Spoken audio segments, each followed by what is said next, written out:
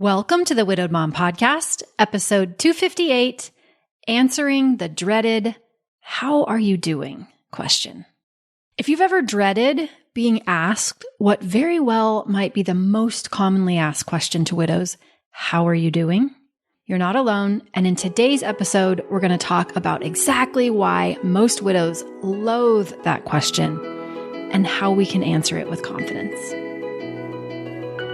Welcome to the Widowed Mom Podcast, the only podcast that offers a proven process to help you work through your grief, to grow, evolve, and create a future you can truly look forward to. Here's your host, Master Certified Life Coach, grief expert, widow, and mom, Krista St-Germain. Hey there, welcome to another episode of the podcast. So before we jump in, I want to tell you two things. Just a reminder that partial scholarships are now available to Mom Goes On. If that's something you're interested in, you can go and apply for a spot in Mom Goes On, coachingwithkrista.com/work with me, or just click on the Work With Me tab. You'll see the application. Then once your application is accepted and we think it's a good fit for you and it's not going to overwhelm you, then you can ask us for information on the scholarships and we'll explain how that works to you. Also, for those of you who aren't quite ready to do Mom Goes On, who aren't yet stuck in the grief plateau, but who do want support with grief, Grief Essentials is coming. It's coming. It's coming.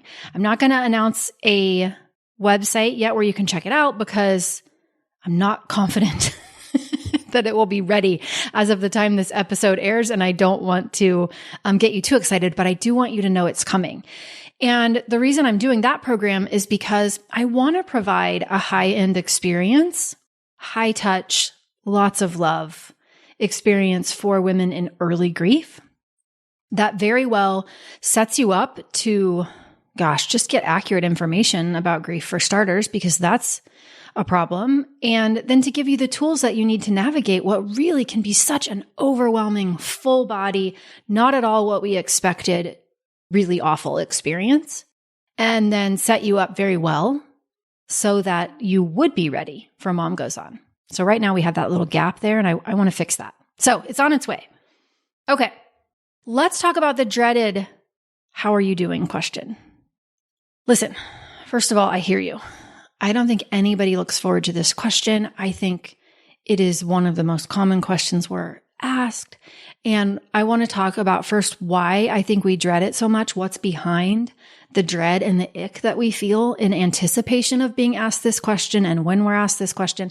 And then I'm going to give you some options for how you might consider answering it, just to broaden up your options, right? And sometimes you'll choose a different response based on the circumstances and what you would actually like to communicate, or perhaps where you are emotionally. That's great, but I'll give you some options for that. So first, some reasons I think we dread it so much.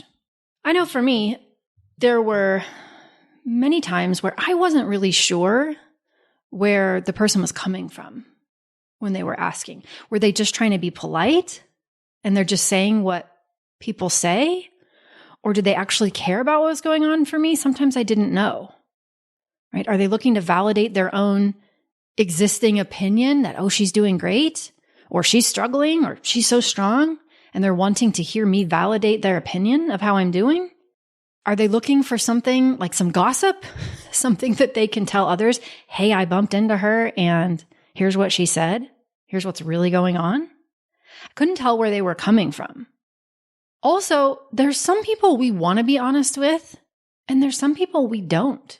Even if we do believe we know where they're coming from, we don't actually want to be fully honest with everyone and show them what's going on for us. So that makes it dreadful in and of itself. Sometimes we don't actually know how we're doing. What is the context? How are we measuring how we are doing? What are we comparing it with? So it's a strange question to even be asked when you really don't even know what we're comparing it to. Are we comparing it to pre-losing our spouse? Are we comparing it to the day after losing our spouse? Like, what are we comparing it to? We don't know. Sometimes we're very conflicted in that part of us wants to think that we're handling it fine, and part of us is kind of afraid we're not. Or part of us wants other people to think we're handling it fine, which is probably because we're trying to convince ourselves in part. And part of us is afraid that other people will think we're doing great. And then if they think we're doing great, they perhaps will pull back and maybe won't offer to be there for us or support us or help us. And then we'll be even more alone at a time when we're probably feeling pretty darn alone anyway. And then there are the things that we've been taught about emotions, what we've been socialized to believe, which in large part is that feelings are problems, right? They're problems to solve. There's a way we're supposed to feel, and the goal is to be happy all the time. We've been taught to believe that we should deal with feelings alone, right? Well-meaning parents told us, if you want to cry, go to your room, right? We've been taught that not showing emotions means strength, i.e., showing emotions means weakness. A lot of us have bought into that. And then as women, we've been mostly taught to believe that our job is to take care of other people. And so if feelings are problems and we think we're supposed to deal with them alone, and we think that not showing emotion is a sign of strength, right? And also we've been taught to believe that feelings are contagious, right? Like how we feel will somehow rub off on other people. And if our job is to take care of other people, then we can't show them what we're really feeling because it will make them feel bad.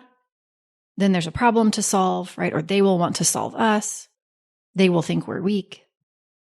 Do you see how the conditioning, the socialization feeds in? And so then it also makes sense that if we believe feelings are problems and if we believe you're supposed to deal with them alone or that showing them is a sign of weakness, we don't want to express emotions in public. And sometimes you're not emoting at all until someone asks you a question like, how are you doing? And then you're afraid that if you actually answer it, emotion will show up. It will come out. It will be, something will crack and you won't be able to keep it together. And we've been buying into this idea that that is not good. That might mean we get rejected. And if we get rejected, according to our primitive brain, right, that's the equivalent of death. It's something that we're hardwired to avoid. We also don't like it when we perceive that we're being pitied, most of us. I bet you can probably relate to that. So if someone asks it with oh, how are you doing? Like that pity voice, we don't like that. Some people are asking because they want to feel okay. And I think it's important that we remember that. This is also why people say things that we receive sometimes as insensitive or uncaring or cliche, because they have been buying into the same conditioning around feelings that we have. They don't know how to feel good when we don't feel good. So they want to think that we feel okay so they can feel okay. And so they will ask that question as a way of assuring themselves and feeling okay themselves. Which, by the way, I hope you will give yourself permission to not buy into, because you are not responsible for another person's emotions. Emotions are not contagious. If they are not okay when you are not okay, that is a them problem, not a you problem. It's totally okay, as Megan Devine would say, for you to not be okay, right? Also, sometimes, we're thinking about the loss a lot typically, but sometimes there are those moments when our mind is not focused on the loss. We're actually distracted by the errand that we were running or the meeting we're about to go to. And so that, how are you doing question interrupts that brief moment of respite that we might be experiencing. So there are lots of reasons, lots of thoughts that we have about these questions when they're asked to us, lots of discomfort that we experience when we're asked this question. So it makes sense that we dread it. So I hope that sheds a little bit of light on the various reasons, and maybe there are more that I didn't list, that make it make sense that often we dread this question. And now I want to give you some options for how you might be able to answer the question. Okay, so I'm going to give you first some options for when you want to be honest. All right. And, sometimes we know what's going on with us and sometimes we really don't. But if you want to be honest, here are some ways that you can answer the how are you doing question. You could say something like, I'm not really sure how to answer that these days, but thanks for asking. Or you could say, I've been better, but I'm hanging in there. Or, honestly, it's hard, but I'm here. Or today's a tough day, but thanks for asking. Or maybe it varies, but today I feel okay enough to be out. if you actually want to talk about it with someone and you're being honest, right? If the person who asks, how are you doing, is someone you really do want to have a conversation with, then you might say something like, actually, I'd love to talk about it. Do you have time for coffee? Do you have time for dinner? Or, I could use some company actually. Or, maybe you're going into the meeting and you don't want to talk about it right now, but hey, the timing isn't great right now because I'm about to head to a meeting, but can we catch up soon? I can share more then. Right? Those are honest responses. They're not super specific. You don't need to give a lot of detail, but there's honesty there. That's what the person you feel comfortable with. Maybe there are other times when you want to hold your cards a little more closely, right? And so maybe those options are something a little shorter, like, I'm managing, thanks, right? Or, thank you for asking. I appreciate your support. You don't really give them any information about how you're doing. You just thank them for asking and tell them that you appreciate their support, right? Or you don't really give them any information, but hey, you know what? I'm taking it one day at a time, taking it 1 minute at a time, 1 hour at a time, whatever feels more accurate, because some days are like that. Maybe it's some days are better than others, right? Every day is a little different, but today's okay. So we can answer without giving a lot of details. We also, some of you might want to be sarcastic or silly. Then you might say something like, oh, just going for the gold in the grief Olympics. Thanks for asking. Settling into my grief era, right? You could quote Forrest Gump with, I've learned that grief is like a box of chocolates. You never know what you're going to get. Or riding the emotional roller coaster, make a joke. You can lighten it up. Not having conversations with inanimate objects yet. So that's good, right? You can just kind of be silly or sarcastic. And then there are moments where you really want to provide an answer, but change the direction of the conversation.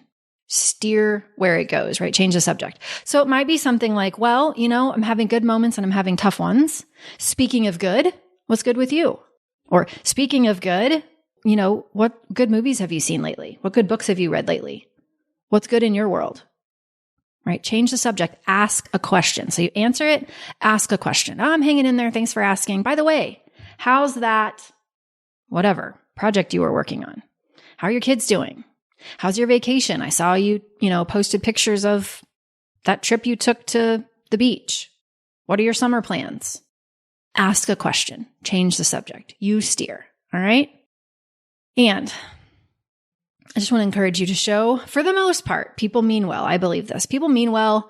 They have bought into a lot of misinformation about grief, just like we have. They have bought into a lot of misinformation about feelings, just like we have. They truly do not know how to feel okay when they perceive that we don't. There are a variety of reasons for this, and it does make sense. So this is the default question. And generally, it's a sign that they care about you. Generally. So my suggestion is you assume that they care, decide that they're coming from a good place, give them the information that you feel comfortable giving them, and no more. Change the subject if you want. And then remember, if you show emotion, that doesn't make you weak. If you show emotion, that makes you human. Showing emotion is not weakness. Holding it together is not better than crying. That's some nonsense. If they feel uncomfortable with that, that is not something that you need to own. That's a them thing. That's not a you problem. Your job is not to make other people feel good. Your job is to take amazing care of yourself. It's all you can do. It's all you can do. And if one little conversation at a time, one little display of emotion at a time, we subtly change the way that people think about emotions, the way that people think about the public display of emotions, right? The way that people think about the goal of life is to be happy, which is just nonsense because that's not what it's like to be a human on our planet, the better. And we can do that one little piece at a time. So I hope this helps you. Remember, I love you. You've got this. Take care, and I'll see you next week. Bye-bye. If you like what you've been hearing on this podcast and want to create a future you can truly get excited about even after the loss of your spouse, I invite you to join my Mom Goes On coaching program. It's small group coaching just for widowed moms like you, where I'll help you figure out what's holding you back and give you the tools and support you need so you can move forward with confidence. Please don't settle for a new normal that's less than what you deserve. go to coachingwithkrista.com and click Work With Me for details and next steps. I can't wait to meet you.